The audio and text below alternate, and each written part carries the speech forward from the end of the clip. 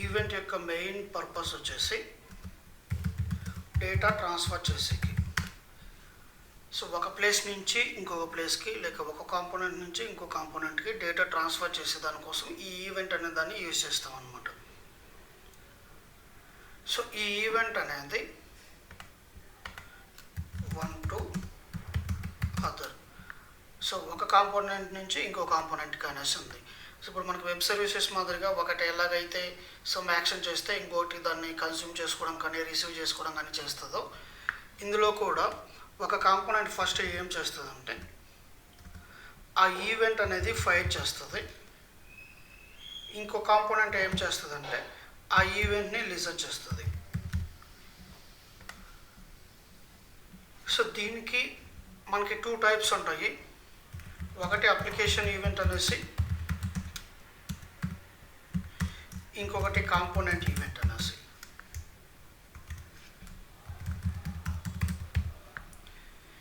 ఇప్పుడు ఇది ఎలా వర్క్ అవుతుందంటే అప్లికేషన్ ఈవెంట్, కాంపోనెంట్ ఈవెంట్ ఎప్పుడు ఏది కావాలి అనేసి. సో మనం అజ్యూమ్ చేసుకుందాం మన దగ్గర ఒక అప్లికేషన్ ఉంది. ఆ అప్లికేషన్లో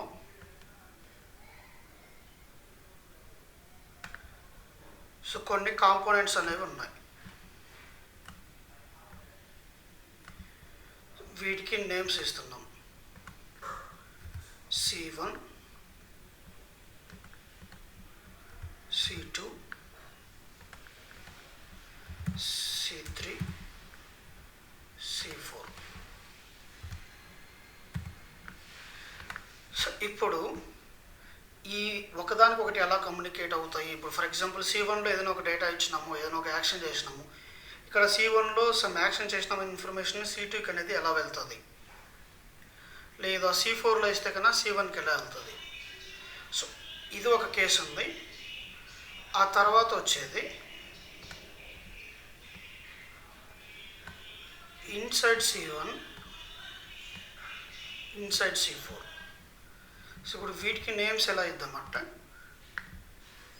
C5, C6, C7. సో ఇలా మన కాంపోనెంట్స్ అంటే మల్టిపుల్ పాసిబిలిటీస్ అనమాట. ఒకదానికి 2 చైల్డ్స్ ఉంటాయి, ఆ తర్వాత దానికి పేరెంట్స్ ఉంటాయి, ఆ తర్వాత ఈవెన్ 2 చైల్డ్ పేరెంట్ కాకుండా పక్క పక్కన ఉంటాయి. సో ఇందులో ఏమవుతుందంటే ఈ C1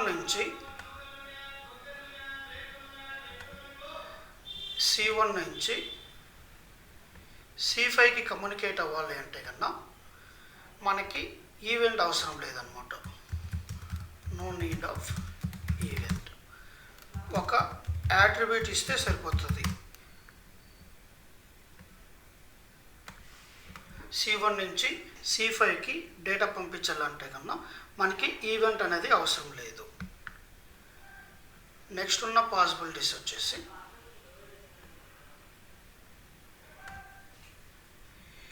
ఈ C5 నుంచి C1కి డేటా పంపించాలంటే కన్నా ఇప్పుడు దీనికి ఏం కావాలంటే ఈవెంట్ కావాలి. ఆ ఈవెంట్ అనేది కాంపోనెంట్ ఈవెంట్ అనేసి చెప్తాం అన్నమాట. ఇక్కడ కాంపోనెంట్ ఈవెంట్ అనేది ఎందుకు సెలెక్ట్ చేసుకున్నామంటే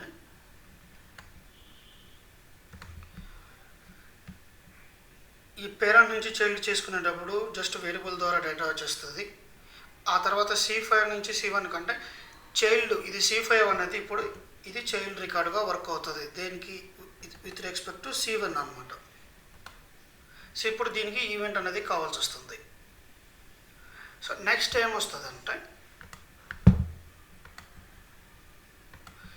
ఈ C1 నుంచి ఈ C2కి కన్నా డేటా పంపించాలి అంటే కన్నా, లేదా ఈ C2 నుంచి ఈ C1కి డేటా పంపించాలంటే కన్నా ఇవి 2 చైల్డ్ టు పేరెంట్ రిలేషన్షిప్లో లేవు. వీటికి ఏమి యూజ్ చేస్తామంటే ఈ రెండిటికి కూడా అప్లికేషన్ ఈవెంట్ అనేది యూజ్ చేస్తాం అన్నమాట. సో ఇప్పుడు మీరు అడిగిన క్వశ్చన్, ఈ అప్లికేషన్ లోపలే కదా ఈ C1 C2 ఉండేది, అలాంటప్పుడు ఇవి 2 చైల్డ్ పేరెంట్ అవుతుంది కదా అంటే కన్నా ఈ అప్లికేషన్ కాంపోనెంట్కి ఇవి చైల్డ్ అవుతాయి, కానీ ఈ C1 C2కి చైల్డ్ కావన్నమాట. సో ఇది ఎలా చెప్పుకోవచ్చు అంటే, ఇక్కడ మనకి అప్లికేషన్ అంటే ఒక ఫాదర్ లాగా చూద్దాం. C1 C2 అనేది వాళ్ళ చైల్డ్స్ అనమాట.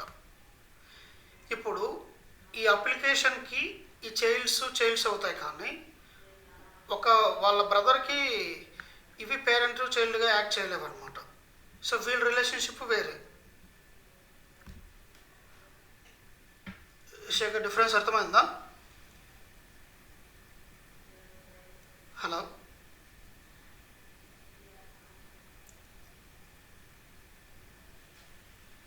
చిన్న డిఫరెన్స్ అర్థమైందా?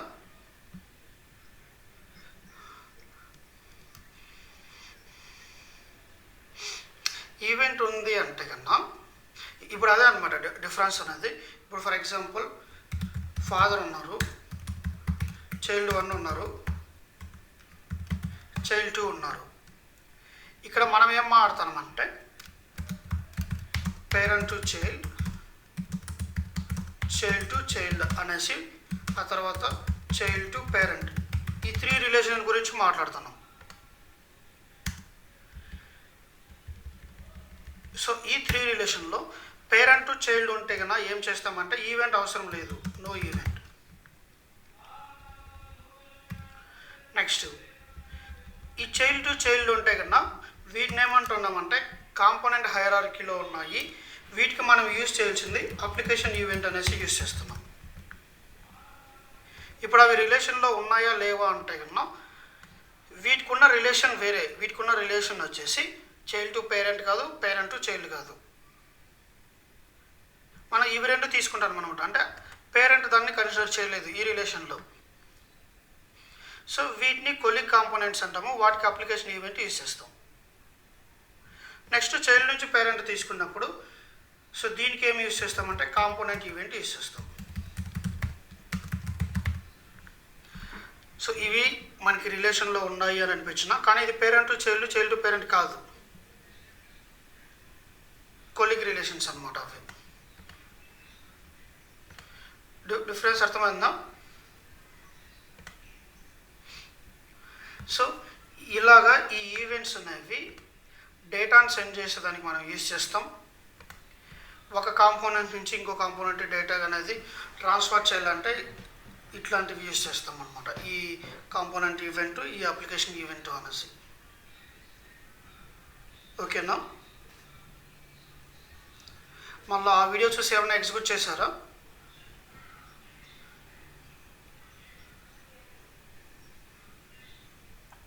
ఓకే, ఆ వీడియో చూసినప్పుడు అర్థమైందా అవి? ఓకే, ఇంకా ఏమైనా డౌట్స్ ఉన్నాయా దాంట్లో?